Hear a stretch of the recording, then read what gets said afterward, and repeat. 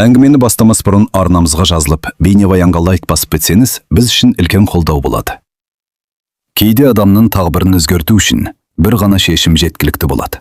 Бір ғана билет, бір ғана сапар, бір ғана 3 айға ғана барып келем деген ой. Сол шешімнен кейін бүкіл бір отбасының өмірін мәңгілік өзгертетінін ешкім алдын ала білмейді. Нью-Йорк, ақш, әлемдегі ең алып қалалардың бірі. Миллиондаған адамның арманы орындалатын дала. Біреулер бұл жерге бай болу үшін келеді. Біреулер жаңа өмір бастау үшін келеді. Біреулер туған елінде таба алмаған мүмкіндігін осы жерден іздейді. Ал біреулер өмірінің соңғы аялдамасы дәл осы қала болатынын мүлде білмейді. Қазақстан. Көктемнің соңғы күндерінің бірі. Алматы халықаралық әуежайы. Ұшуға 1 сағаттай уақыт қалған. Тіркеу аймағында адамдардың қарбаласы ерекше. Бірі чемоданын сүйреп барады. Бірі жақындармен құшақтасып, қоштасып жатыр. Бірі қуаныштан күліп тұр. Ал енді бірі жылап тұр. Солардың арасында 18 жасар Айдар да бар еді. Ол университеттің 2-ші курс студенті болатын. Бірнеше ай бұрын Work and Travel бағдарламасына құжат тапсырып, Америкаға 3 айлық жұмысқа жолдама алған. Ол кезде мұны отбасының бәрі қуанышпен қабылдаған.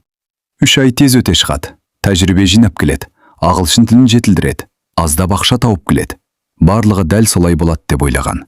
Ешкім бұл сапардың олардың өміріндегі ең ауыр естелікке айналарын сезбеді. Айдардың қолында көк түсті төлі құжат, арқасында үлкен рюкзак, жанында орташа көлемдегі қара чемодан. Бар дүние мүлкі соның ішінде.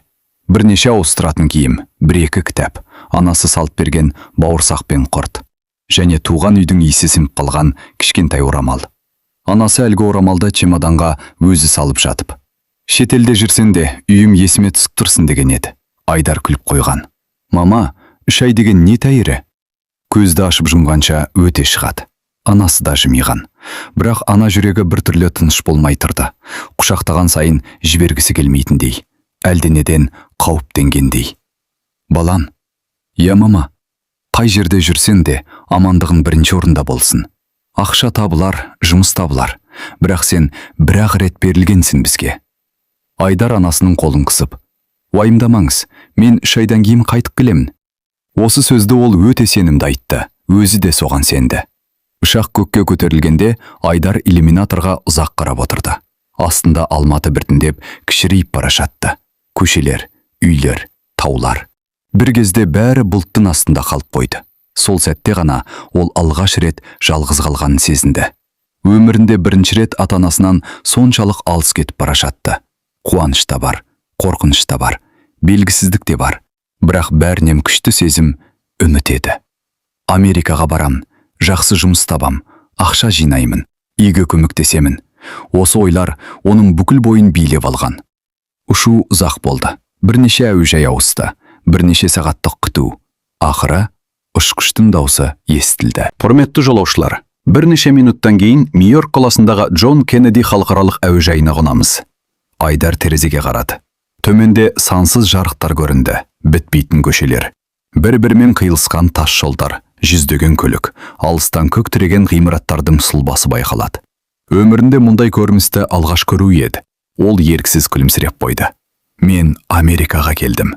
Бірақ дәл сол сәтте оның жүрегінде кішкентай ғана бір қобалжу пайда болды. Бұл енді турист болып келген сапар емес еді. Бұл жерде оны ешкім күтіп тұрған жоқ. Ешкім құшағын жайып қарсы алмайды. Енді бәрін өзі шешу керек. Өзі жұмыс табады, өзі өмір сүреді, өзі күреседі. Ал дәл осы сәтте Қазақстанда анасы үйге қайтып бара жатқан, ол отырған ұшақтың аспанда қай тұста ұшып бара жатқанын ойлап, телефонын қайта-қайта қолына алып, бір ғана хабарламаны күтіп келе жатқан еді. Мама, аман қондым. Ұшақтың дөңгелегі ұшу жолағына тиген сәтте салонның ішін баяу ғана шапалақты үні басты. Біреулер жеңіл тыныс алды.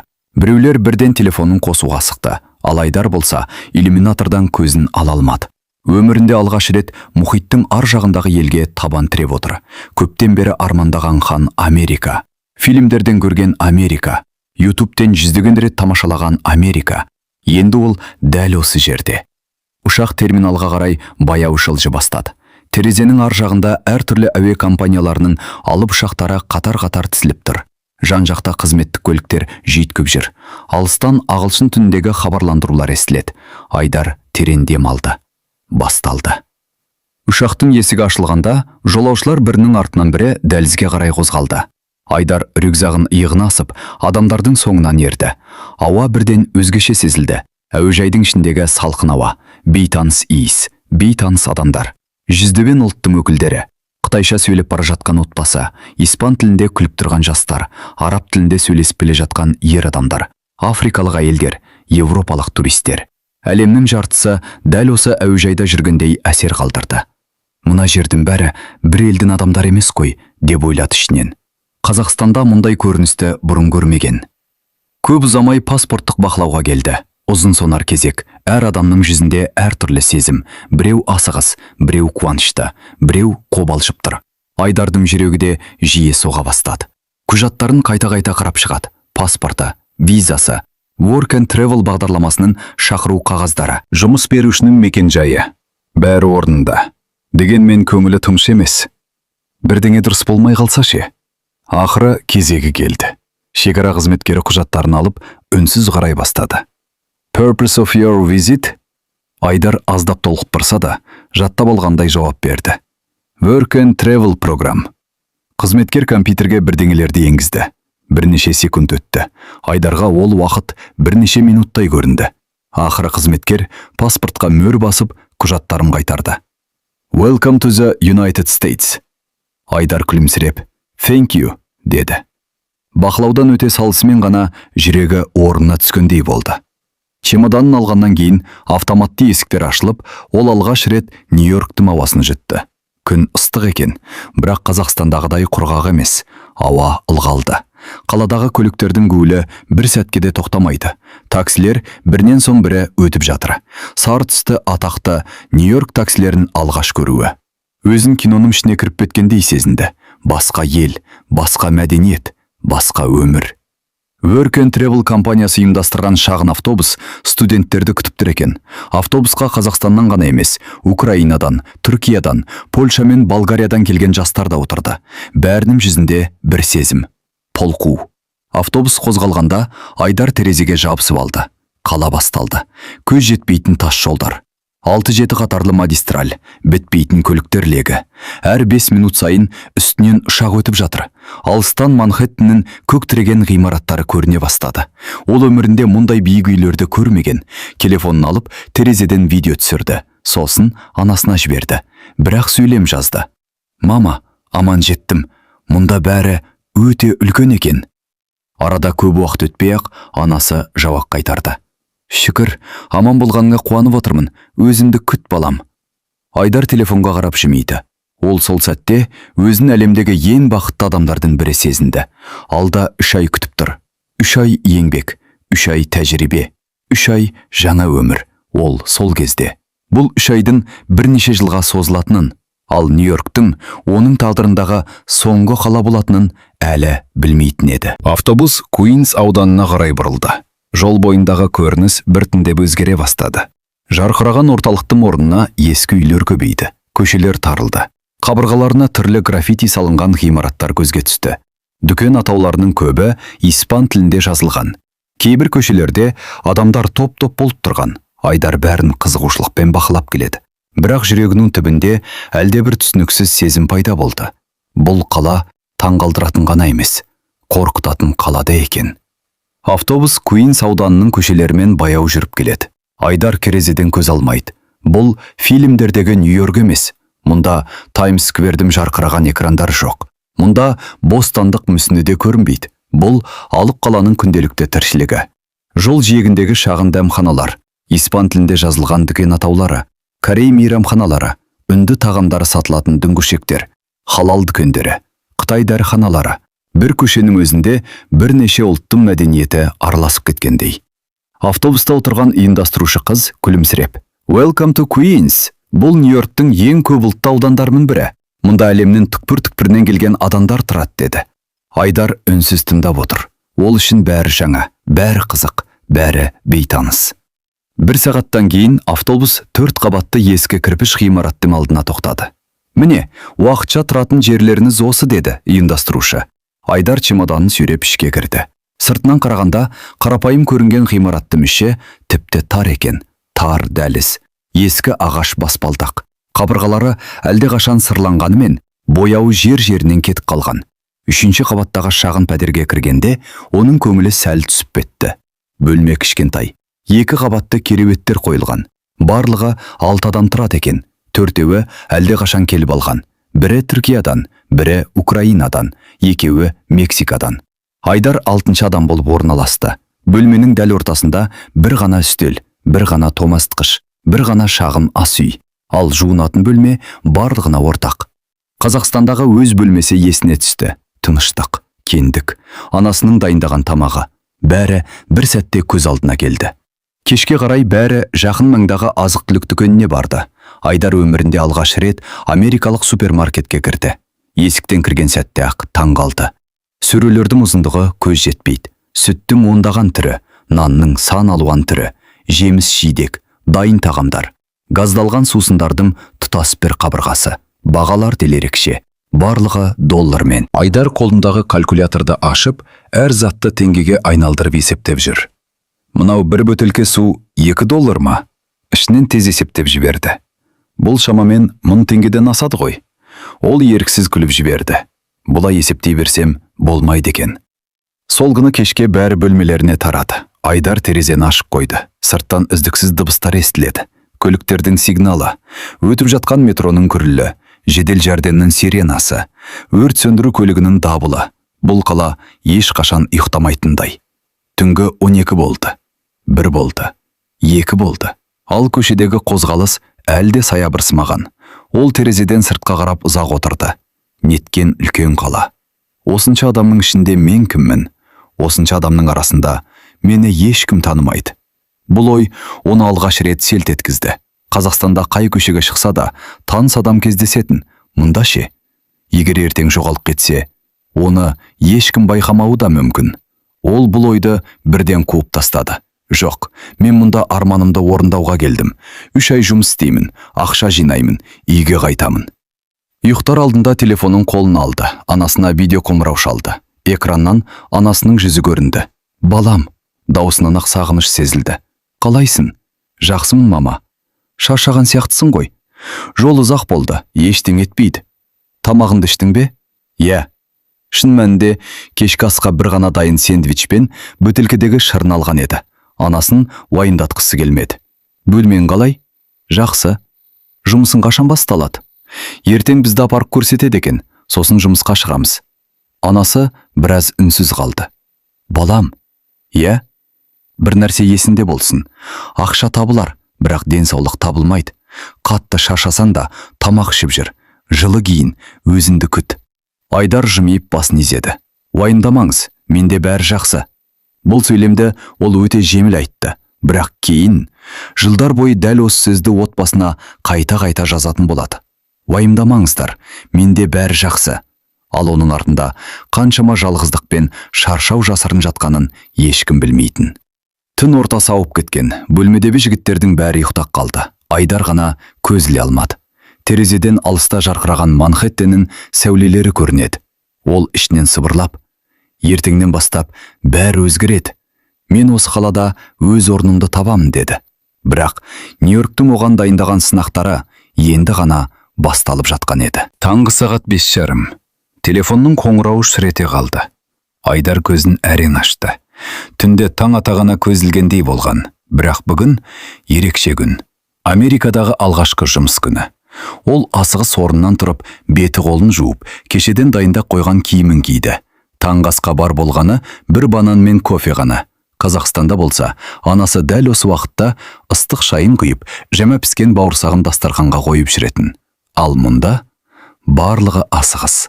Ешкімнің ешкімге қарайтын уақыты жоқ.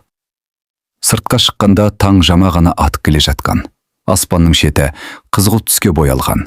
Көшеде адамдардың қарасы аз болғанмен, қала әлдеқашан оянып кеткендей. Қоқыс таситын көліктер. Таңғы кофесін алып асығып бара жатқан адамдар. Жүгіруге шыққан жастар. Автобус аялдамасында үнсіз тұрған жұмысшылар. Метро бекетіне қарай асыққан жұрт. Нью-Йорктың тағы бір күні басталып кеткен еді. Айдар метро картасына қайта-қайта қарап тұр. Кеше ұйымдастырушы қыз, егер адасып кетсеңдер, ең бастысы сабыр сақтаңдар. Бұл қаланы бір күнде ешкім үйреніп кетпейді деген. Расымен де, метро сызбасына қараған сайын, оның басы айналатындай. Ондаған түрлі түсті сызық, әріптер, сандар, бағыттар. Қазақстандағыдай бір-екі бағыт емес, тұтас бір жер астындағы қала. Метро келгенде Айдар таңғалып қалды. Вагон іші адамдарға лық толы. Біреу кітап оқып отыр, біреу құлағына құлаққа тағып алған, біреу ноутбукпен жұмыс істеп біледі. Ешкім ешкімге қарамайды, ешкім сөйлеспейді, тіпті бір-бірінің көзіне қарамайтын сияқты. Бұл оған бір түрлі көрінді. Қазақстанда автобуста адамдар амандасып, телефонмен сөйлесіп, күліп отыратын. Мұнда үнсіздік. Кек доңғалақтың тарсылдаған дыбысы ғана. Жұмыс орны Куинстегі үлкен қойма болып шықты. Сыртынан қарағанда кәдімгі сұр түсті алып ғимарат. Ішіне кіргенде ғана оның қаншалықты үлкен екенін түсінді. Шексіз сөрелер, қораптар, арбалар, жүк көтергіш техникалар. Жүздеген адам бір мезгілде жұмыс істеп жүр. Бәрі өз ісімен әлек. Басшылық қысқаша қауіпсіздік ережелерін түсіндірді. Артынша әрқайсысына міндеттерін бөліп берді. Айдарға қораптарды сұрыптау жұмысы тапсырылды. Алғашында бәрі оңай көрінді. Бірақ бір сағат өтпей, жатып арқасы сырқырай бастады. Қораптардың кейбірі өте ауыр. Бірін көтеріп орнына қояды. Екіншісін арбаға тиейді. Үшіншісін қайта түсіреді. Сағатқа қараса, бар болғаны 9:30, ал жұмыс кешкі 6-ға дейін. Түскі үзіліс басталғанда бәрі шағын асханаға жиналды. Әркім өзімен әкелген тамағын шығарып жатыр. Айдар дүкеннен алған қарапайым бутербродын ашты. Жанында отырған жігіт күлімдеп, «Қай елденсің?» деп сұрады. «Қазақстаннан». «Қазақстан?» Ол сәл ойланып қалды. «Борат». Айдар еріксіз күліп жіберді. Соңғы жылдары мұндайды көп еститін. «Жоқ, өмірде бәрі басқаша». Екеуі әңгімелесіп кетті. Әлгі жігіттің аты Алехандро екен. Колумбиядан келген. 3 жылдан бері Америкада жүр. «Басында бәрімізге қиын болады», деді ол. «Бірақ үйренесің». Айдар басын изеді. «Үйге қатты сағынамын». Алехандро үнсіз жымиды. «Сен қазір ғана келдің ғой. Нағыз сағыныш бірнеше айдан кейін басталады». Бұл сөз Айдардың есінде ұзақ сақталды. Кешке жұмыс аяқталғанда аяқтары талып кеткен еді. Метроға жеткенше бірнеше рет тоқтап демалды. Қолының алақаны қызарып кеткен, өңі ауырсынады. Бірақ ішкі дүниесінде бір ерекше қуаныш бар. Ол бүгін өз еңбегімен алғашқы күнін өткізді. Америкада, өзі армандаған елде. Пәтерге келгенде бөлмедегі жігіттердің еш қайсында сөйлеуге шама жоқ. Бәрі үнсіз. Бірі төсегіне құлады, бірі душқа кірді, бірі аяқ киімін шешпестен ұйықтап қалды. Айдар да төсегіне отырды, телефонын ашты. Онда анасынан бірнеше хабарлама күтіп тұр екен. «Қалай өтті күнім? Шаршаған жоқсың ба? Тамақ іштің бе?» Ол біраз ойланып отырды. Шындығын жазса, анасы түнімен уайымдайды. Сондықтан қысқа ғана жауап жазды. «Бәрі жақсы мама, жұмыс ұнады, уайымдамаңыз». Хабарлама жіберілген соң телефонды жастығының жанына қойды. Бірақ дәл сол сәтте оның жан дүниесінде екі түрлі сезім қатар өмір сүріп жатқан еді. Бір жағынан мақтаныш, мен қолымнан келеді. Екінші жағынан үнсіз шаршау. Осы қарқынмен 3 ай қалай өтеді? Ол әлі білмейтін. Бұл тек алғашқы күн ғана еді. Ал алда оны өмірін түбегейлі өзгертетін жүздеген күн күтіп тұрған болатын. Америкаға келгеніне 2 апта өтті. Алғашқы күндердегі таңданыс біртіндеп басыла бастады. Енді оның орнын күнделікті тіршілік басты. Таңғы сағат 5-те тұру, метроға асығу, күні бойы жұмыс, кешке шаршап үйге келу, жеміл-желпі тамақ, ұйқы. Сосын бәрі қайтадан қайталанады. Кейде Айдарға уақыттың өзі тоқтап қалғандай көрінетін. Бір күні жексенбі болатын. Бұл аптаның жалғыз демалыс күні. Бөлмедегі жігіттердің әрқайсысы өз жоспарымен кетті. Бірі достарына, бірі футбол ойнауға, бірі Манхэттенді аралауға. Айдар болса жалғыз қалды. Терезеден сыртқа біраз қарап отырды. Сосын өзіне, бүгін қаланы аралап шыған деді. Метро картасын ашып, бағыттарды мұқият қауап шықты. Әлі де шатасады, бірақ бұрынғыдай қорықпайтын болған. 2 апта ішінде бірнеше бағытты жаттап алған. Поезд Манхэттенге қарай жүйткіп келеді. Жер астындағы туннелден шыққан сәтте терезеден күн сәулесі жарқ ете қалды. Ал қашсарсы алдында аспанмен таласқан алып ғимараттар. Айдар алғаш рет Манхэттеннің дәл ортасына келген еді. Метродан шыға сала тоқтап қалды. Басы жоғары көтерілген күйі бірнеше секунд үнсіз тұрды. Ғимараттардың ұшы көрінбейді. Әйнекпен қапталған зәулім мұнаралар күнге шағылысып тұр. Адамдар толақсыз ағылып жатыр. Әрқайсысы бір жаққа асығады. Ешкім тоқтамайды. Ешкімнің ешкімге қарайтын уақыты жоқ. Айдар дәл сол жерде өзін кішкентай ғана адам сияқты сезінді. Ол Таймс-скверге қарай жаяу жүрді. Көшелер бұрын кинодан көргендей, бірақ шынайы өмірде бәрі әлдеқайда әсерлі екен. Алып экрандар, жүздеген жарнама, түрлі түсті шамдар. Әлемнің түпір-түпірінен келген туристер. Біреу суретке түсіп жатыр, біреу билеп жүр. Көшеде ән айтып тұрған музыканттар. Супер қаһарманның киімін киген адамдар туристермен суретке түсіп ақша тауып жүр. Бір сәтке Айдар бәрін ұмытып кетті. Телефонын алып, анасына видео түсіріп жіберді. «Мама, қараңызшы, бұл Таймс-сквер». Артынша әпкесіне де жазды. «Сендер көріп тұрсыңдар ма? Мен шынымен осындамын». Бірнеше минуттан кейін әпкесінен жауап келді. «Мақтан тұтамыз сенмен, тек өзіңді күт». Айдар жымиып қойды. Сол хабарлама оның көңілін көтеріп жіберді. Бірақ қала әдемі болғанымен өте қымбат еді. Ол мұны барған сайын анық түсіне бастады. Кофе, тамақ, жол ақысы, киім, бәрі ақша. Тіпті қоғамдық кір жуатын орынға барудың өзі ақша. Бөлмедегі жігіттердің бәрі әр долларын есептеп жұмсайтын. Бір күні түркиялық бөлмелесі күліп: «Америкада ақша сен үшін жұмыс істемейді, сен ақша үшін жұмыс істейсің» деді. Сонда бәрі күліп жіберген. Бірақ бұл әзілдің ішінде үлкен шындық жатқан еді. Айдар да өзгере бастады. Бұрын дүкенге кірсе қалағанын алатын. Енді әр сөредегі бағаны бірнеше рет қарайды. $2 сусынды алуға да ойланады. Кейде дүкеннің ішінде 5 минут тұрып, мұны алмай-ақ қояйын деп шығып кететін. Өйткені әр үнемдеген доллары оны арманына бір қадам жақындататындай көрінетін. Күндердің күнінде алғашқы жалақысы түсті. Телефонына банк хабарламасы келгенде жүрегі дүрсілдеп кетті. Ол күлімдеп экранға ұзақ қарап отырды. Бұл оның Америкада тапқан алғашқы ақшасы еді. Көп ұзамай ақша аудару орталығына барып, табысының бір бөлігін Қазақстанға жіберді, анасына. Кешке үйіне видео қоңырау шалды. Анасы экранға шыққанда бірден: «Балам, ақша неге жібердім? Өзіңе керек емес пе?» деді. Айдар күліп: «Маған жетеді. Сіздерге бір қуаныш болсын» дедім. Анасының көзіне жас келіп кетті. «Біз сенен ақша күтіп отырған жоқпыз. Тек аман болсаң болды». Бұл сөз Айдардың жүрегіне ерекше әсер етті. Ол бір сәт үнсіз қалды. «Мама, мен бәрін дұрыстаймын. Тағы біраз жұмыс істеймін. Жақсы ақша жинаймын. Сосын үйге қайтамын». Анасы басын изеді. «Біз сені ғана күтіп отырмыз, балам». Сол түні Айдар ұзақ ұйықтай алмады. Терезеден Нью-Йорктың түнгі шамдары көрініп тұр. Қала тағы да ұйықтамаған. Көшеде көліктер ағылып жатыр. Алыстан сирена үні естіледі. Ол терезенің алдына отырып, туған жерін ойлады.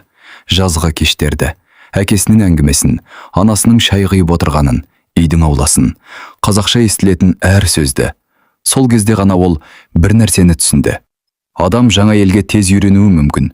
Жаңа көшелерге де, жаңа жұмысқа да, жаңа адамдарға да. Бірақ жүректі туған үйден ажырату оңай емес екен.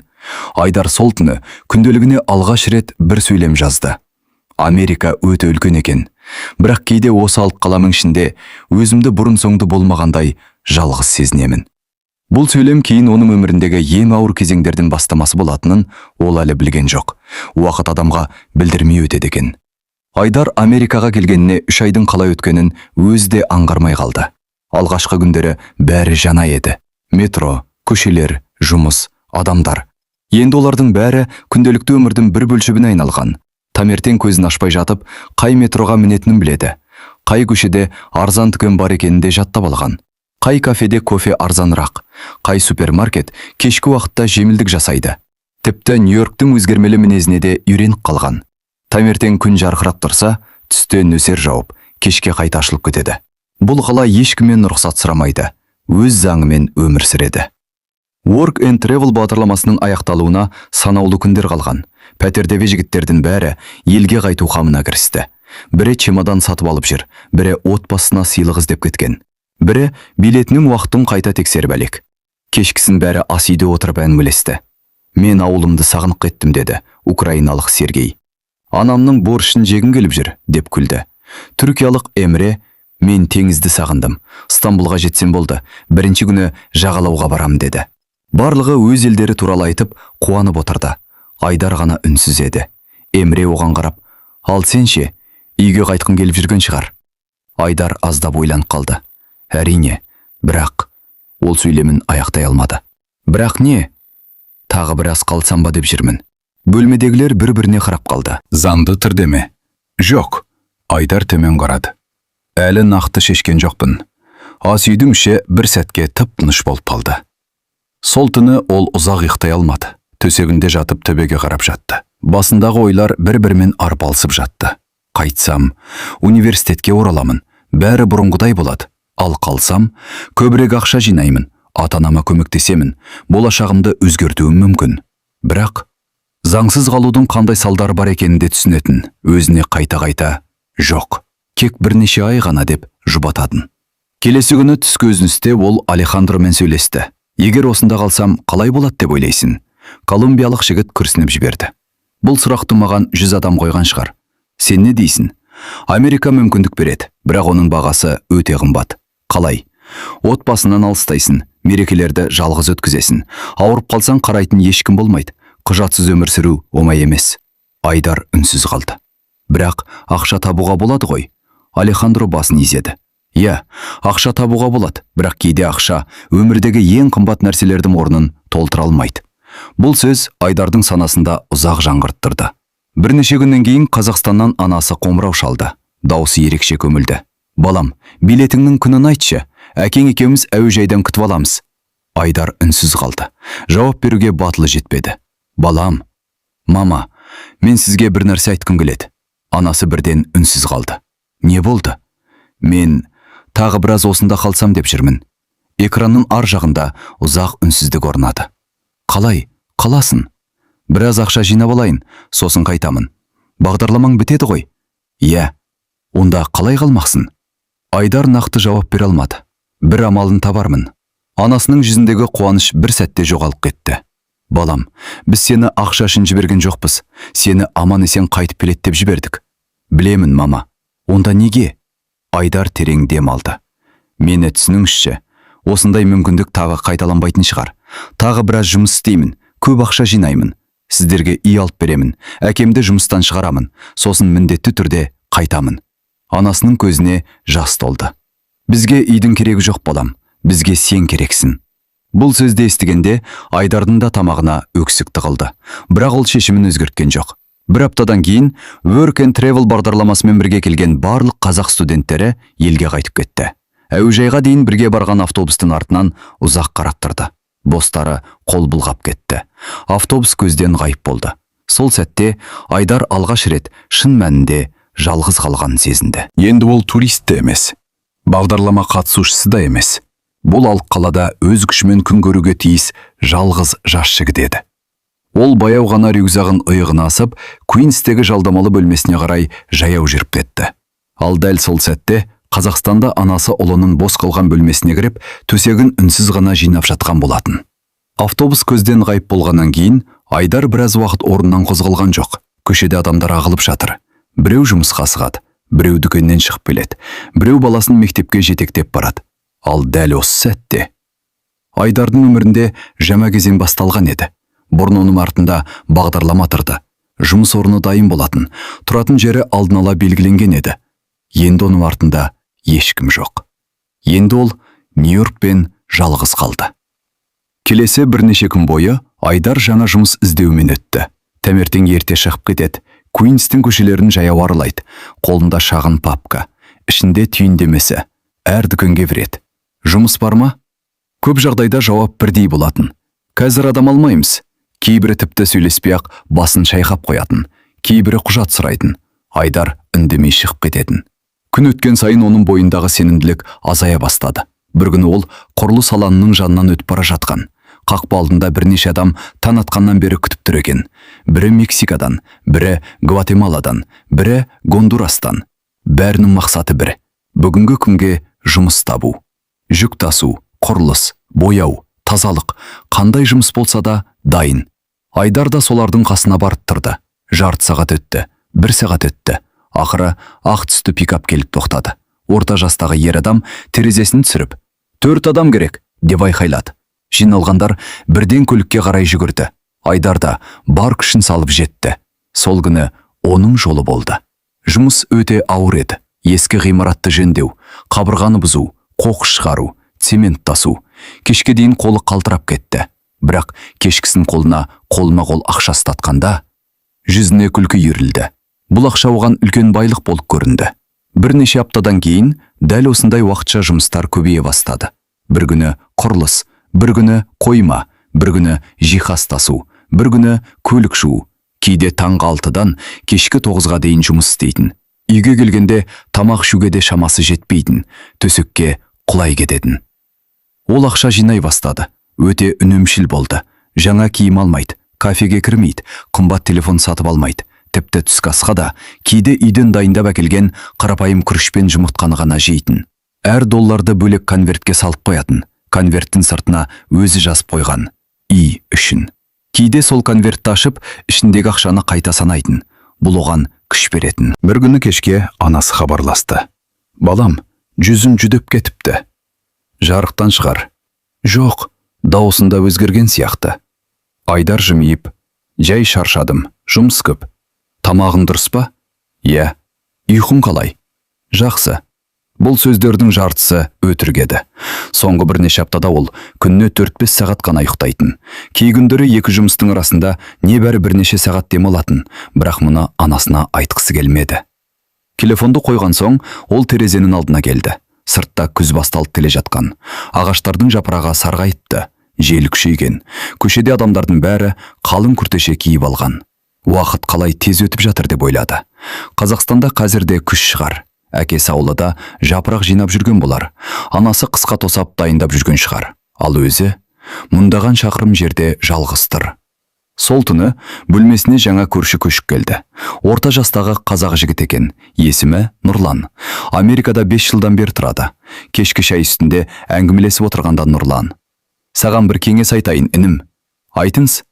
Америкада ақша қуалай берсең, өміріңнің қалай өтіп өткенін байқамай қаласың.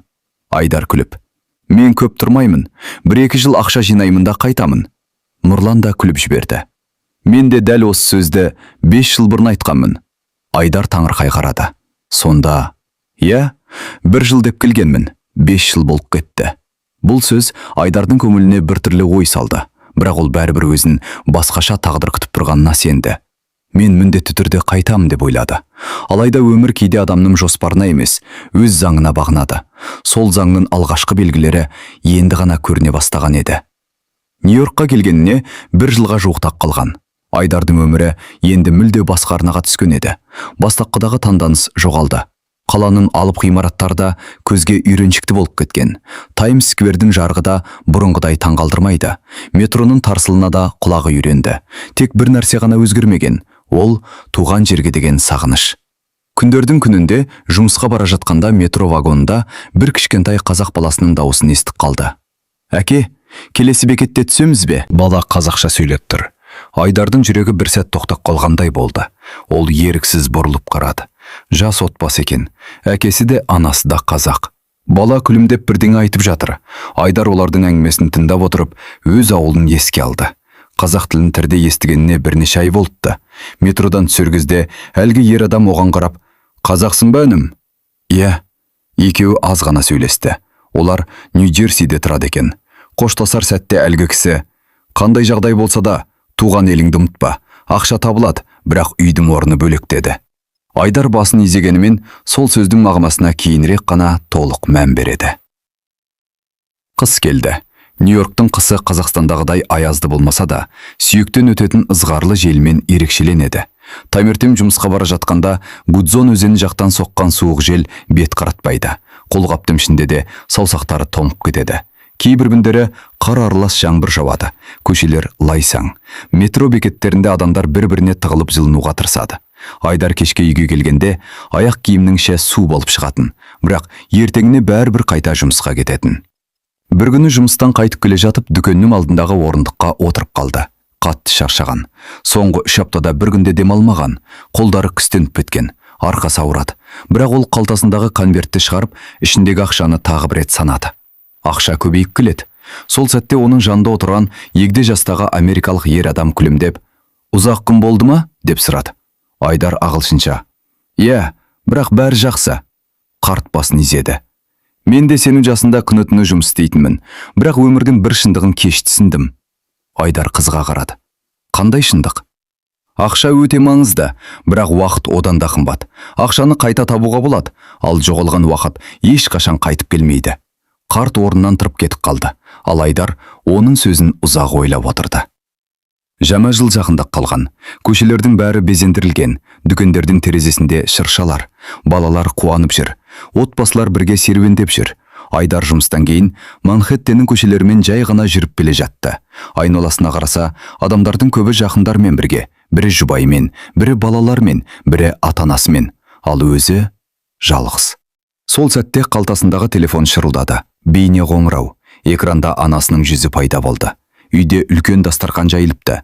Әкесі, әпкесі, туыстары бәрі күлімдеп отыр. Балам, жаңа жылыңмен. Айдар да күліп жауап берді. Сіздерді де мерекемен. Әңгіме барысында бәрі күліп отырды. Ешкім оның көзіне мұң ұялағанын байқамады. Қоңырау аяқталған соң бөлме қайтадан үнсіз қалды. Ол жалғыз ғана кішкентай бөлмеде отыр. Терезенің сыртында миллиондаған шам жарқырайды. Бірақ сол жарықтардың ешқайсысы жүрегіндегі бос орынды толтыра алмады. Жаңа жылдан кейін Айдар бір шешім қабылдады. Осында ұзақ жүретін болсам, әр жерге автобуспен қатынай беруге болмайды. Қоғамдық көлікпен күніне 3-4 сағат уақыты кететін, жұмыс орындарда жиі ауысатын. Сол себепті көлік алуды ойлай бастады. Бірақ жаңа көлікке ақшасы жетпейді. Сондықтан интернеттен арзан жүріп тұрған ескі көліктерді қарай бастады. Кеш сайын жұмыстан келген соң ноутбугін ашып, ондаған хабарландыруды қарап шығатын. Кейбірінің бағасы арзан, бірақ жағдайы нашар. Кейбірінің жүрісі тым көп. Дегенмен оның үміті үзілмеді, өйткені ол бір нәрсеге сенетін.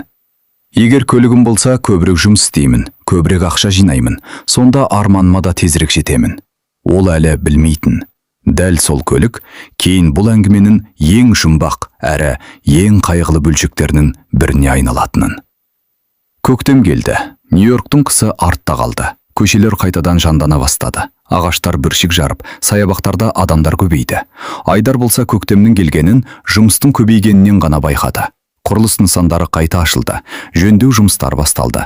Жүк тасымалдау қызметіне сұраныс артты. Қайда қараса да жұмыс бар. Тек үлгерсем болғаны. Бірақ бір мәселе күн сайын қиындай түсті. Қала ішінде қатынау. Кей күндері таңғы 6-да Куинстен Бруклинге жетуі керек. Түстен кейін Манхэттендегі басқа жұмысқа барады. Кешке тағы бір қоймаға шақырады. Бір жұмыстан екіншісіне жеткенше 1,5, кейде 2 сағат уақыт кететін. Метро кешігеді, автобус толып жүреді. Кейде жұмыс беруші: «Жарты сағатта осында бола аласың ба?» деп хабарласады. Ал Айдар оның мүмкін емес екенін біледі. Сол себепті бірнеше жақсы тапсырыстан айырылып қалды. Бір күні кешке Нұрлан оған қарап: «Інім, осылай жүре берсең көп ақша жоғалтасың». «Басқа амал жоқ қой». «Амалы бар». «Қандай?» «Көлік ал». Айдар күліп жіберді. «Жаңа көлік алатын жағдайым жоқ».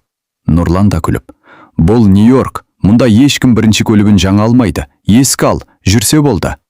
Осы әңгімеден кейін Айдар интернеттен хабарландыруларды бұрынғыдан да жиі қарай бастады. Күн сайын кешке жұмыстан келген соң ноутбугін ашып отырады. Жүздеген көлік. Бірінің бағасы қолжетімді, екіншісінің жүрісі аз, үшіншісінің қозғалтқышында ақау бар. Кейбір суреттерге қарап-ақ сатушының асығыс ақшаға мұқтаж екені байқайтын. Бірнеше рет барып көрді. Біреуінің қозғалтқышы тарсылдайды, біреуінің есігі жабылмайды, біреуінің құжатында мәселе бар. «Жоқ, бұлар болмайды», деп қайта оралатын. Сәуір айының соңында Нұрлан оған хабарласты. «Інін, бүгін кешке уақытың бар ма?»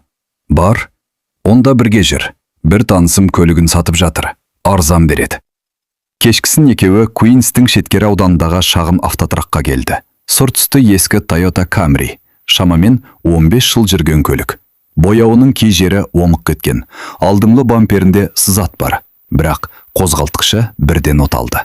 Сатушы: «Машина ескі, бірақ сенімді. Майын уақытында ауыстырып тұрсан, әлі талай жыл жүреді». Айдар көліктің руліне отырып көрді. Қызық сезім. Америкадағы өзінің алғашқы көлігі. Ол ұзақ үнсіз отырды.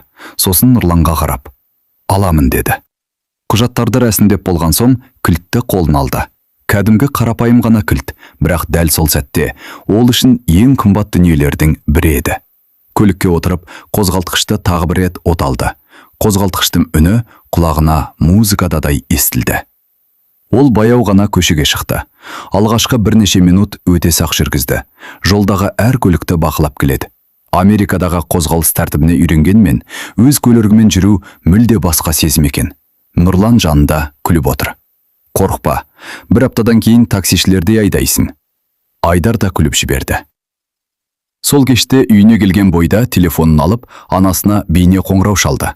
Мама, иә балам, сізге бір нәрсе көрсетемін.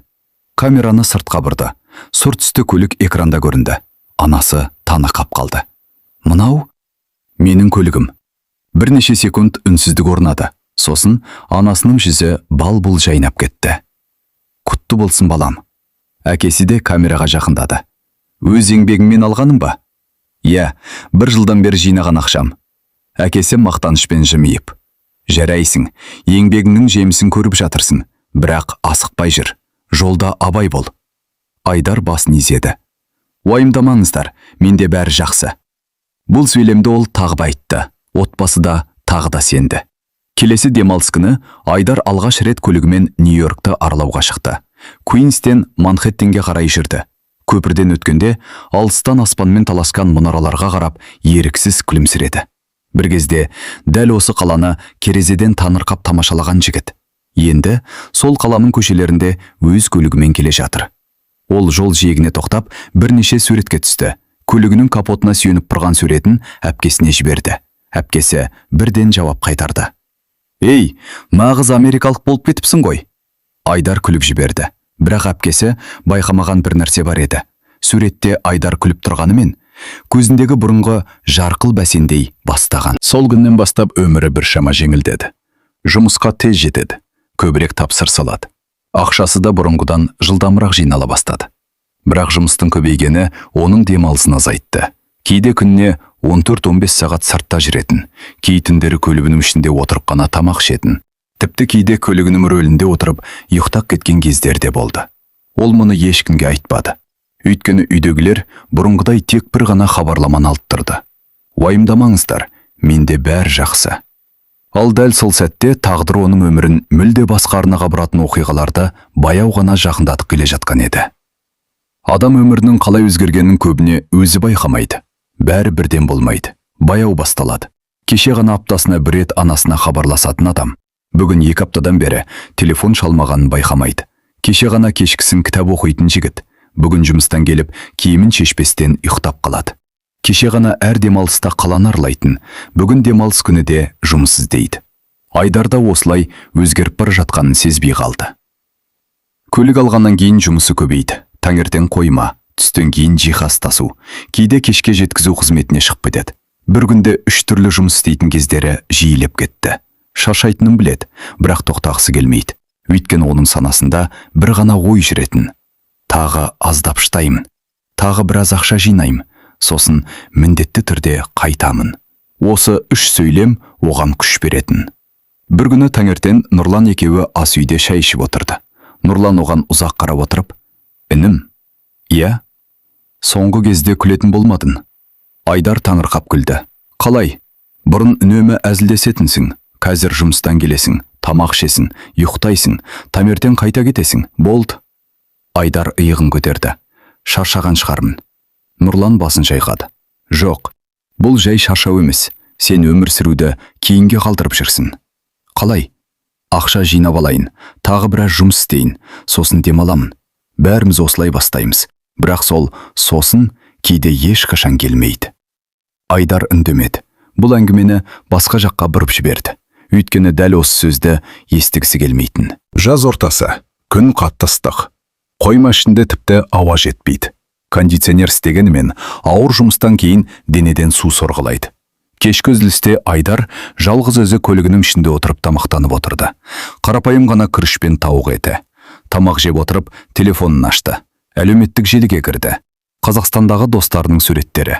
Бірінің үйлену тойы, бірінің баласы дүниеге келіпті, бірі университетті бітірген, бірі жаңа үй алған. Өмір бәрінде жалғасып жатыр, ал өзі 1 жылдан астам уақыт бойы бір ғана маршрутпен өмір сүріп келеді. Жұмыс, үй, жұмыс, үй, жұмыс. Сол күні кешке әпкесі хабарласты. «Әй, жоғалып кеттің ғой». Айдар күліп, «Жұмыс көп. Соңғы кезде анам сені қатты уайымдайды». «Неге?» «Даусым өзгеріп кеткен» дейді. «Шаршаған шығармын». Әпкесі үнсіз қалды. Сосын жай ғана: «Айдар, егер бірдеңе мазалап жүрсе, айта сал. Бізге ақша жібергеннен бұрын сенің амандығың керек». Айдар терезеге қарап отырып, «Менде бәрі жақсы», деп жауап берді. Тағы да сол сөз, өзі де жаттап алған сөз. Күзге қарай жұмысы бұрынғыдан да көбейді. Енді оны кейбір құрылыс компаниялары тұрақты шақыратын болды. Айдар жауапты жігіт. Айтқан уақытында келеді, артық сөйлемейді, жұмысын таза істейді. Осындай пікір қалыптасқан. Бірақ ешкім оның күн сайын қанша сағат ұйықтайтынын білмейтін. Ешкім түн ортасында көлігінің ішінде отырып үнсіз қалатын көрмейтін. Ешкім кейде радионың дауысын өшіріп қойып, бірнеше минут бойы ештеңе ойламай отырып қалатын байқамайтын. Бір күні жұмыстан қайтып келе жатып, ол көлігін Ист-Ривер жағалауына жақын тұраққа қойды. Кешкі күн Манхэттеннің әйнек ғимараттарына шағылысып тұр. Айналада адамдар жүгіруде. Бірі велосипедпен жүр, бірі балаларын серуендетіп жүр. Айдар көліктен шықпады. Рөлге сүйеніп отырып, ұзақ уақыт үнсіз қалды. Ол қаланы бұрынғыдай тамашаламайтын болды. Бір кезде таңғалдыратын көріністер енді оған жай ғана күнделікті өмір сияқты. Сол сәтте телефоны шыр етті. Анасынан хабарлама. «Балам, биыл келесің де?» Бар болғаны 5 сөз, бірақ сол 5 сөз оның жүрегіне ауыр тиді. Ол жауап жазуға бірнеше минут батылы бармады. Сосын баяу ғана терді. «Әлі біраз жұмысым бар, мама». Хабарлама жіберілді. Артынша тағы бір сөйлем жазды. «Уайымдамаңыз, менде бәрі жақсы». Телефонды өшіріп қойды, көзін жұмды. Алғаш рет оның өзіне осы сөз өтірік сияқты естілді. Сол кеште үйіне қайтып келе жатқанда аспанда қара бұлт басты. Көп замай нөсер жауын басталды. Жаңбырдың астында Нью-Йорктің шамдары көмескі тартып кетті. Айдар баяу ғана рөлді ұстап келе жатты. Ол әлі сезбеген бір нәрсе бар еді. Өмір кейде адамға белгі береді, бірақ оны кейін ғана түсінесің. Ал Айдардың өміріндегі ең үлкен сынақ енді ғана жақындап келе жатқан болатын. Күз Нью-Йоркқа баяу келді. Қала бұрынғыдай асығыс, бұрынғыдай дауысты, бұрынғыдай қарбалас, бірақ табиғат өзгеріп жатқан. Саябақтардағы ағаштардың жапырақтары сарғыш, қызыл, қоңыр түске бояла бастады. Таңертеңгі ауа салқындап кетті. Күн бұрынғыдай ерте шықпайды, кеште тез түседі. Айдар мұның бәрін күн сайын көлігінің терезесінен көретін, бірақ тоқтап тамашалауға уақыты болмайтын. Америкаға келгеніне 3 жылдан асып кеткен, бастапқыда 3 ай ғана деген жігіт. Енді жындардың қалай өткенін өзі де аңғармай қалған. Кейде күнтізбеге қарап таңғалатын. Шынымен сонша уақыт өтті ме? Қазақстандағы достарының көбі отбасын құрып үлгерген. Бірінің баласы мектепке барып жүр, бірі өз кәсібін ашқан. Әпкесі де ара-тұра суреттер жіберіп тұратын. Отбасылық дастархан, туған күндер, Наурыз мерекесі, жазғы демалыс. Әр суретті көрген сайын Айдар үнсіз ғана қарап отыратын. Лайт басады, бірақ пікір жазбайтын. Жүрегінің бір түкпірінде туған елге деген сағыныш күн сайын ұлғайып бара жатты. Соңғы айларда Нұрлан оның өзгергенін анық байқай бастады. Бір күні кешке ас үйде екеуі ғана отырған. Шай ішіп отырғанда Нұрлан: «Інім, иә? Соңғы рет қашан демалғаның есінде ме?» Айдар күліп жіберді. «Есімде жоқ. Соңғы рет қашан жай ғана серуендедің? Соңғы рет қашан ешқайда асықпай ұйықтадың?» Айдар жауап бере алмады. Нұрлан үнсіз отырып шайынан бір ұрттады. «Адам кемір емес, бір күні денең емес, жаның шаршайды». Бұл сөз Айдарға ауыр тиді. Өйткені ол дәл осыны соңғы уақытта жиі сезінетін. Бірнеше аптадан бері ұйқысы бұзыла бастаған. Түнде көзі ашылып кетеді. Қайта ұйықтай алмайды. Таңғы 4-те оянып, терезенің алдына барып отыратын. Қала болса, баяғысынша тірі. Тіпті түнгі 4-те де көшеде көлік көп. Сиренаның үні бір сәтке де тынбайды. Кейде Айдар: «Бұл қала шынымен ұйықтай ма өзі?» деп күбірлейтін. Бір күні жұмыстан кейін көлігімен жанармай құю бекетіне тоқтады. Бакты толтырды. Кассирге төлем жасап тұрғанда қабырғадағы теледидардан жаңалық кетіп жатты. Жоғалған адамдар туралы қысқа бейнеролик көрсетілді. Экранда бірнеше адамның суреті шықты. кімнің қашан жоғалғаны айтылып жатыр. Айдар еріксіз экранға қарап қалды. Бір сәтке ғана, сосын сыртқа шықты, көлігіне отырды. Қозғалтқышты от алды. Өмір бұрынғысынша жалғаса берді. Ол сол сәтте бірнеше күннен кейін дәл осындай жаңалықтардың кейіпкеріне өзі айналатынын қайдан білсін. Қазан айының ортасы. Қазақстанда анасы ұлына қайта хабарласты. Балам, иә мама, даусыңды естімегелі көп болды. Кешіріңіз, жұмыс көбейіп кетті. Әлсіреп кеткен жоқсың ба? Жоқ. Тамақтанып жүрсің бе? Иә. Анасы күліп, сен кішкентайыңнан өтірік айтқанда даусың бәсеңдеп кететін. Айдар үнсіз қалды. Мама, менде бәрі жақсы. Бұл сөзді айтқанымен өзі де оған сенбейтін болды. Телефонды қойған соң ұзақ уақыт көлігінен түспеді. Рөлге екі қолын қойып отыр. Алдында мыңдаған көлік ағылып жатыр. Адамдар асығып барады. Әрқайсының өз өмірі, өз арманы, өз мәселесі. Ал осы алып қаланың ішінде Айдар өзін бұрынғыдан да жалғыз сезінді. Ол терең дем алды. Сосын баяу ғана көлігін оталды. Үйіне қарай жүріп кетті. Бұл оның отбасымен еркін сөйлескен соңғы ұзақ әңгімелерінің бірі болатын. Келесі күндері Айдар бұрынғыдан да көп жұмыс істеді. Бірнеше тапсырысты қатар алып жүрді. Тіпті кейде бір тәулікте бірнеше сағат қана демалатын. Нұрлан оған, бір күн демалып ал. Жоқ, ақша қашып кетпейді. Біраз ғана қалды, тағы аздап жинайын. Осы сөзді ол соңғы айларда ондаған рет қайталады. Бірақ ешкім білмейтін бір нәрсе болды. Тағдыр кейде адамның жоспарын бір-ақ күнде өзгертіп жібереді. Сол күн енді жақындап қалған еді. Қарашаның салқын таңдарының бірі. Айдар әдеттегідей ерте оянды. Кофесін ішті. Телефонын үстелге қойды. Көлігінің кілтін алды. Есікті жапты. Баспалдақпен төмен түсті. Сол күні оның үйден шығып бара жатқанын көрген адамдар бұл оның соңғы рет көрінуі екенін мүлде ойлаған жоқ. 2024 жылдың қараша айы. Нью-Йорк. Таңғы сағат 7-ге таяп қалған. Қала әдеттегідей оянып үлгерген. Метро бекеттеріне қарай асыққан адамдар. Көшелерде бір-біріне сигнал беріп жатқан көліктер. Бұрыштағы кофеханалардың алдында ұзын кезек. Ауа салқын. Аспанды сұр бұлт торлаған. Айдар пәтерінің есігін ақырын ғана жапты. Иығына қара күртесін іліп, баспалдақпен төмен түсті. Қолында көлігінің кілті. Екінші қолында кофе құйылған қағаз стақан. Ол бұл күннің өміріндегі ең соңғы күндердің бірі болатынын әрине білген жоқ. Көлігі әдеттегі орында тұр екен. Сұр түсті ескі Toyota Camry. Бояуы оңып кеткенімен, осы уақытқа дейін өзін жарты жолда қалдырмаған сенімді көлік. Айдар капотын сипақ қойды. Бүгінде бірге жүреміз деп күлімсіреді. Бұл оның өзімен өзі сөйлейтін әдеті болатын. Көлікті оталдырып, жылығанша бірнеше минут күтті. Радионы қосты. Бірақ көп тыңдамады. Өшіріп тастады. Соңғы кезде үнсіз жүргенде көбірек ұнататын. Бірінші жұмыс орны Бруклинде еді. Ескі ғимараттың ішіндегі жөндеу жұмысы. Түске дейін ауыр қаптар тасыды. Қабырғаларды бұзды. Қоқыс шығарды. Түскі үзілісте жұмысшылардың бәрі сыртқа шықты. Бірі темекі тартып тұр, бірі телефон қарап отыр. Айдар көлігінің ішінде жалғыз тамақ ішті. Үйден алып шыққан күріш пен тауық еті. Телефонын ашты. Анасынан таңғы сағат 4-те келген хабарлама тұр. Балам, уақытың болса хабарласшы. Ол жауап жазып үлгермеген екен. Қысқа ғана жауап берді. Кешке міндетті түрде хабарласамын. Жіберді. Сол хабарлама анасына барған соң. Айдардан келген соңғы қалыпты хабарлама болып қалатынын ешкім білген жоқ. Кешкі 5 шамасында жұмыс аяқталды. Бірақ сол күні оған тағы бір тапсырыс түсті. Куинстегі қоймадан бірнеше қорапты алып басқа ауданға жеткізу керек. Ақшасы жақсы, Айдар көп ойланған жоқ. Барам деді. Соңғы кездері ол ешқандай жұмыстан бас тартпайтын. Күн батып бара жатты. Аспан біртіндеп қарауытып келеді. Қала шамдары жана бастады. Жолдағы көлік көбейген.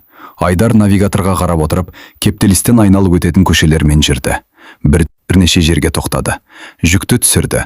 Құжаттарға қол қойдырды. Барлығы әдеттегідей өтті. Ешқандай күмән туғызатын жағдай болған жоқ.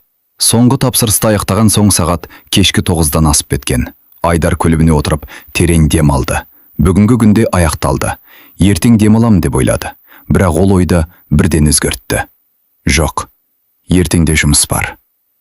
Ол көлігін баяу жүргізіп келе жатты. Қала сырттай бұрынғыдай, бірақ ішінде біртүрлі тынышсыздық пайда болды. Неден екенін өзі де түсінбеді. Жүрегі мазасыз, көңілі алаң. Бірнеше рет телефонды қолына алып қайта қойды. Анасына хабарласайын деді. Бірақ үйге барған соң сөйлесем деп ойлады. Сол түні ол Куинстегі жанармай құю бекетіне тоқтады. Бакты толтырды. Ішке кіріп, су мен жеңіл тамақ алды. Кассирмен қысқаша амандасып шықты.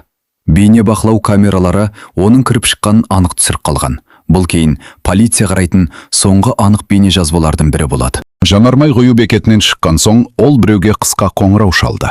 Қоңырау ұзаққа созылған жоқ. Не туралы сөйлескені белгісіз. Телефон бірнеше минуттан кейін өшірілді. Содан кейін Айдардың ізі үзіледі. Келесі күні таңертең анасы әдеттегідей ұлына хабарлама жіберді. Қайырлы таң балам. Жауап болмады. Ол жұмыста шығар деп ойлады. Түсте тағы жазды. Тағы үнсіздік. Кешке қоңырау шалды. Телефон сөніп тұр. Бірақ мұндай жағдай бұрын да болған. Кейде жұмыс кезінде қуаты таусылып қалатын. Сондықтан ешкім аса мән бермеді. Екінші күн өтті. Телефон әлі өшірулі. Үшінші күн өтті. Төртінші күн. Бесінші күн. Әпкесі қайта-қайта қоңырау шалады. Жауап жоқ. Хабарламалар оқылмаған күйінде тұр. Анасының жүрегі сол күннен бастап мазасыздана бастады. Бірдеңе болып қалған жоқ па? Деп қайта-қайта қайталай берді. Әкесі сабырға шақырды. Жұмысы көп шығар. Бірақ күн өткен сайын бұл сөзге өздері де сенуден қала бастады. Ал Нью-Йорк әдеттегідей өмір сүріп жатты. Миллиондаған адамның ішінде 21 жасар қазақ жігітінің жоғалып кеткенін әзірге ешкім байқамаған еді. Қазақстан. Таңғы сағат 8.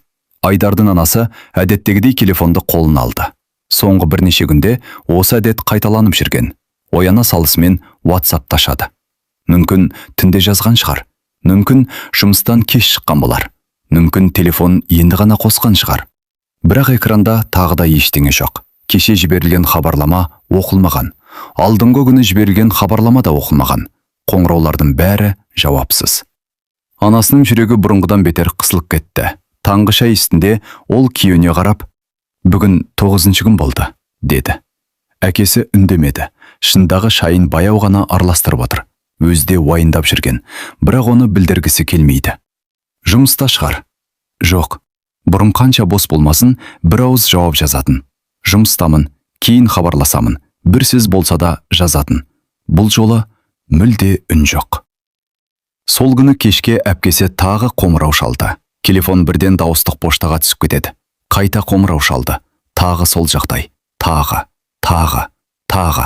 Ақыры ол телефонын үстелге қойып жіберді. Жүрегі жамандықты сезіп тұрғандай. Жоқ, Айдар бұлай істемейді. 10-шы күні таңертең отбасы шыдай алмады. Әпкесі Нью-Йоркте бірге оққан таныстарының бәріне хабарласа бастады. Бірнеше сағаттан кейін бұрын бірге тұрған Нұрланның байланысын тапты. Телефонның ар жағынан шаршаңқы ер адамның даусы естілді. Сәлеметсіз бе? Мен Айдардың әпкесімін. Бір сұрақ қояйын деп едім. Тыңдап тұрмын. Айдарды соңғы рет қашан көрдіңіз? Нұрлан бір сәт ойланып қалды. Шамамен 10 күндей болып қалды. 10 күн? Ол соңғы кезде жұмысы көп еді. Кейде бірнеше күн көрмейтінбіз. Мен жұмыста жүргенде ол келетін. Ол кеткенде мен үйде болатынмын. Бірақ осы жолы шынымен ұзақ көрмедім. Әпкесінің жүрегі зу ете қалды. Пәтерге барып көре аласыз ба? Әрине, қазір барамын. Арада жарты сағат өткен соң Нұрлан пәтердің алдында тұрды. 3-ші қабат. Таныс есік. Бірнеше рет қақты. Жауап жоқ. Тағы қақты. Тағы үнсіздік. Қалтасынан қосалқы кілтті алып есікті ашты. Пәтердің іші тым-тырыс. Бөлмеге кіргенде бірден көзге түскені Айдардың төсегі. Төсек жиналған. Көрпесі бүктеліп тұр. Бәрі ұқыпты. Дәл күнде жұмысқа кеткен адам сияқты. Бірақ бір түрлі тыныштық бар. Нұрлан шкафты ашты. Киімдерінің көбі орнында. Құжаттары жоқ деп ойлаған. Бірақ үстелдің тартпасын ашқанда таңғалып қалды. Ішінде төл құжаты жатыр. Бірнеше маңызды құжаты. Банк қағаздары, тіпті Қазақстаннан алып келген кейбір естелік заттар да сол күйінде. Бұл қалай? Деп күбірледі. Айдар ешқашан төл құжатын қалдырып жүрмейтін. Үстелдің шетінде ақ конверт көзге түсті. Үстіне қазақша бірнеше сөз жазылған. Егер маған бірдеңе болса. Нұрланның жүрегі тарс ете қалды. Қолдары дірілдеп конвертті ашты. Ішінде қысқа ғана хат бар екен. Егер бұл хатты біреу оқып отырса, демек мен өзім келе алмай қалған шығармын. Стелдегі барлық құжаттарымды Қазақстандағы жеңгеме жеткізіңіздер. Ол не істеу керегін біледі. Егер мені іздейтін болса, ең алдымен отбасыма хабар беріңіздер. Басқа өтінішім жоқ. Нұрлан бірнеше рет қайта оқыды. Жазуы анық. Бұл Айдардың өз қолтаңбасы. Бірақ неге мұндай хат жазған? Қашан жазған? Не үшін? Ол ештеме түсінбеді. Сол сәтте оның бойын үрей биледі. Бұл жай ғана телефонның өшуі емес еді. Бұл жерде әлде қайда күрделі бір нәрсе болғанын сезді. Ол бірден Айдардың әпкесіне қайта қоңырау шалды. Дауысы дірілдеп тұр. Мен пәтерге кірдім. Айдар бар ма? Жоқ. Не көрдіңіз? Нұрлан біраз үнсіз қалды. Сосын өте баяу ғана айтты. Мұнда бір хат жатыр. Телефонның ар жағында ұзақ үнсіздік орнады. Әпкесінің қолынан телефоны түсіп кете жаздады. Ол дәл сол сәтте жүрегімен бір нәрсені сезді. Бұл жолы бәрі бұрынғыдай аяқталмайтынын. Ал Нью-Йорк полициясы бұл уақытта әлі ешқандай іздеу жұмыстарын бастаған жоқ. Өйткені ересек адамның бірнеше күн хабарсыз қалуы өздігінен қылмыс болып саналмайтын. Бірақ бірнеше сағаттан кейін бұл оқиға мүлде басқа деңгейге көтерілетін еді. Қазақстандағы отбасы үшін бұл түн өте ұзақ өтті. Ешкім көзіле алмады. Анасы қолындағы телефонды қайта-қайта қарап қояды. Бәлкім, қазір хабарласар. Мама, кешіріңіз, телефоным сынып қалып еді, деп жазып жіберер. Бірақ уақыт өткен сайын үміт азая берді. Нұрлан таң атпай жергілікті полиция бөліміне барды. Қолында Айдардың суреті, паспортының көшірмесі, пәтерден табылған хат. Полиция қызметкері бәрін мұқият тыңдап шықты. Соңғы рет нақты қашан көрдіңіз? Шамамен 10 күн бұрын. Отбасымен байланысы үзілген бе? Иә. Жұмыс орнына бардыңыз ба? Бардым. Бірнеше күн бұрын кеткен дейді. Содан кейін келмеген. Қызметкер компьютерге мәліметтерді енгізіп отырды. Бірнеше минут үнсіздік орнады. Ақыры ол: "Біз ресми түрде іздеу жұмысын бастаймыз", деді. Осы сәттен бастап Айдар хабар ошарсыз кеткен адам ретінде тіркелді. Алғашқы күні полиция оның күнделікті жүрген жерлерін тексере бастады. Жұмыс орындары, қоймалар, құрылыс алаңдары, бұрынғы жұмыс берушілер. Еш қайсысында нақты ақпарат жоқ. Келді, жұмыс істеді, кетті. Одан кейін ешкім көрмеген. Нұрлан Айдардың соңғы күндері барған жерлерін есіне түсіруге тырысты. Қайда жиі баратын, кіммен араласатын, қандай әдеттері болды. Бірақ есіне ерекше ештеңе түспеді. Айдар ешқашан көп сөйлемейтін, жеке өмірінде бөліспейтін, қандай мәселесі болса да ішіне сақтайтын. Қазақстандағы әпкесі сол күні Қазақстандағы АQШ елшілігіне хабарласты. Олар жағдайды мұқият тыңдады. Қандай әрекет жасау керегін түсіндірді. Бірақ бірден көмек көрсете алмайтындарын айтты. Өйткені іздеуді жергілікті құқық қорғау органдары жүргізетін. Бұл жауап отбасының көңіліне жұбаныш болған жоқ. Оларға ең керегі Айдардың қайда екенін білу еді. Кешке қарай полиция жаңа ақпарат хабарлады. Айдардың банк картасы соңғы рет жоғалар күні кешке пайдаланылған. Жанармай құю бекетінде. Одан кейін ешқандай қаржылық операция жасалмаған. Несие картасы қолданылмаған. Ақша шешілмеген. Банк шотына ешкім кірмеген. Телефон да сол күннен кейін желіге қосылмаған. Бәрі дәл бір сәтте тоқтап қалғандай. Келесі күні іздеу аумағы кемейді. Полиция бейнебақылау камераларын қарай бастады. Көшелер, тұрақтар, жанармай бекеттері, бағдаршамдар. Бірақ Нью-Йорк сияқты алып қалада мыңдаған камера бар. Олардың бәрін қарап шығу оңай емес. Күндер өтіп жатты, ал нақты жауап әлі жоқ. 5-ші күні күтпеген хабар келді. Полиция Нұрланға телефон соқты. "Біз көлігін таптық." Нұрлан орнынан атып тұрды. "Қайдан?" "Куинстегі жанармай құю бекетінің тұрағынан." "Өзі ішінде ме?" "Жоқ, жүргізуші орнында ешкім болмаған." Нұрланның қолы мұздап кетті. "Онда көлікті кім қойған?" Полиция қызметкері бір сәт үнсіз қалды. "Бейне жазбаны қарап жатырмыз." Бірнеше сағаттан кейін камера жазбалары қаралды. Онда бір ерекше көрініс болған. Түнгі уақытта Айдардың көлігі жанармай бекетіне келіп тоқтайды. Бірақ рөлден Айдар емес, белгісіз қара нәсілді әйел түсіп біткен. Ол асықпай көліктің есігін жауып, жан-жағына бір қарап алады. Сосын жолдың арғы бетіне өтіп кетеді. Бір неше секундтан кейін қараңғылыққа сіңіп жоғалады. Айдар еш жерде көрінбейді. Бұл көрініс істі одан сайын жұмбақ етті. Полицияның да, отбасының да көкейінде бір ғана сұрақ тұрды. Айдар қайда? Ал бұл сұрақтың жауабы әлі бірнеше күннен кейін ғана белгілі болатын. Жанармай құю бекетіндегі бейне жазба табылғаннан кейін іс мүлде басқа бағытқа бұрылды. Полиция енді Айдарды жай ғана хабарсыз кеткен адам ретінде емес, белгісіз жағдайда жоғалып кеткен адам ретінде қарастыра бастады. Бейне жазба қайта-қайта қаралды. Бірнеше қызметкер жеке-жеке зерттеді, бірақ жауаптан гөрі сұрақ көбейді. Сұр түсті Toyota Camry тұраққа баяу келіп тоқтайды. Қозғалтқыш өшеді. Бірнеше секунд ештеңе болмайды. Сосын жүргізуші есік ашылады. Көліктен орта бойлы қара нәсілді әйел түседі. Үстінде қара күртеше, басында капюшон, жүзін камера толық көрсетпейді. Ол ешқандай асығыс әрекет жасамайды. Есікті жауып, артына бір рет қана қарайды. Содан кейін жай ғана кетіп қалады. Айдар жоқ. Көліктен басқа ешкім шықпайды. Бұл көріністі көрген полиция қызметкерлерінің өзі ұзақ үнсіз қалған. Келесі күндері әлгі әйелді іздеу басталды. Жақын маңдағы камералар қаралды. Бірнеше көшедегі жазбалар тексерілді. Бірақ Нью-Йорктің адам нөпірінде ол әйел ізім қайым жоғалып кеткендей еді. Ешқандай нақты дерек табылмады. Ал Қазақстанда үміт әлі үзілмеген.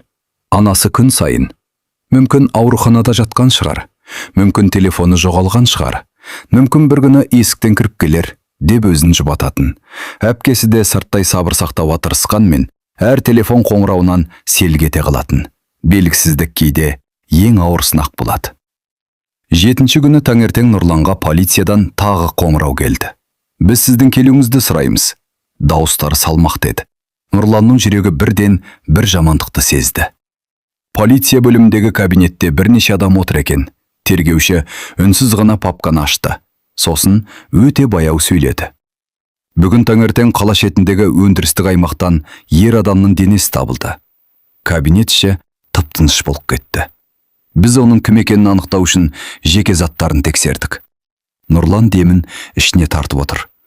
Алдын ала мәлімет бойынша бұл Айдар болуы мүмкін. Оның құлағына қолған сөздер анық жетпеді. Бөлме бір сәтте үнсіздікке батып кеткендей болды. Бірнеше сағаттан кейін жеке басы ресми түрде анықталды. Бұл шынында да Айдар еді. Хабар Қазақстанға жеткізілді. Телефон шырылдағанда үй іші әдеттегідей үнсіз болатын. Әпкесі экранға қарады. Шетелдік нөмір.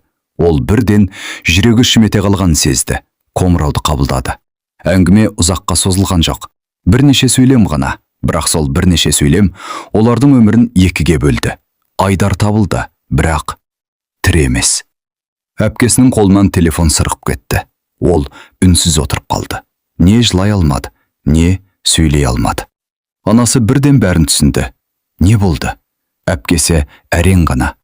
Анашым, Айдар, деп тоқтап қалды. Бұл сөздің жалғасын айтуға тілі бармады. Анасы көзінен оқып қошайды. Бір сәтке бүкіл үй іші үнсіз қалды. Артынша жүректі тіліп өтетін ана дауыс естілді. Ол дауыс көршілердің де жүрегін ауыртқандай еді. Бірнеше күннен кейін Айдардың әкесі мен әпкесі Америкаға ұшуға дайындала бастады. Құжаттар, визалар, рұқсат қағаздары, ресми рәсімдер. Әр құжатқа қол қойған сайын олар бұл жағдайдың шын екенін қабылдай түсті. Нью-Йоркке келгенде оларды Нұрлан қарсы алды. Үшеуі үнсіз ғана көлікке отырды. Жол бойы ешкім сөйлеген жоқ. Қала бұрынғыдай өмір сүріп жатыр. Көліктер, метро, асыққан адамдар. Ешкім бұл қалада бір қазақ отбасының жүрегі қақ айырылып жатқанын білмейтін. Бірнеше күннен кейін барлық қажетті рәсімдер аяқталды. Айдардың денесі туған еліне жөнелтілді. Ұшақ аспанға көтерілген сәтте. 3 жыл бұрын дәл осы бағытпен үлкен арманмен ұшып кеткен жас жігіт бұл жолы туған жеріне үнсіз оралып бара жатты. Суық күндердің бірі. Әуежай маңында бірнеше көлік үнсіз тұрды. Аспан сұр, жел баяу соғып тұр. Ешкім дауыстап сөйлемейді. Бәрінің жанарында бір ғана сұрақ. Неге? Ұшақ қонған кезде анасының аяғы дірілдеп кетті. 3 жыл бұрын осы ұлын шығарып салттырып, жақсы барып кел балам деп құшақтаған еді. Сол кезде бәрі 3 айдан кейін күліп қайта қауышамыз деп ойлаған. Ешкім 3 жылдың соңында дәл осылай қарсы алатынын елестеткен жоқ. Табытты көліктен түсірген сәтте әкесі үнсіз ғана алға шықты. Ол өмірінде бірінші рет өзін соншалық әлсіз сезінді. Олың қорғауға шамасы келмеді. Оны елге аман қайтара алмады. бар қолынан келгені соңғы сапарына шығарып салу ғана еді. Анасы табыттым жанына отырып, «Балам, үйге келдім, бірақ неге үндемейсің?» деп қайта-қайта қайталай берді. Оның әр сөзі айналасында тұрған адамдардың жүрегін езді. Көз жасын тыя алмағандар көп болды.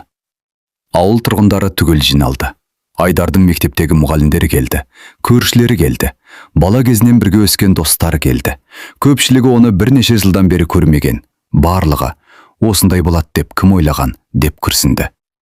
Бірнеше ай өткен соң әпкесі Айдардың заттарын реттеп отырып, оның ескі күнделігін тауып алды. Күнделікте ұзақ жазбалар жоқ екен, бірақ бір бетіне ғана жазылған бірнеше сөйлем бәрін жылатты. Егер бір күні үйге қайтып оралсам, ең бірінші анамды құшақтаймын. Әкеме бәрі бітті деп айтамын. Енді ешқайда кетпеймін. Ол сөйлемдер ешқашан орындалмады. Уақыт өтті, бірақ сағыныштың уақыты болмайды.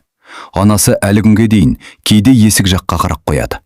Әкесінің телефонында Айдардың соңғы нөмірі өшірілмеген.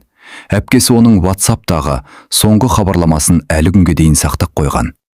Кешке міндетті түрде хабарласамын. Сол кеш ешқашан келген жоқ.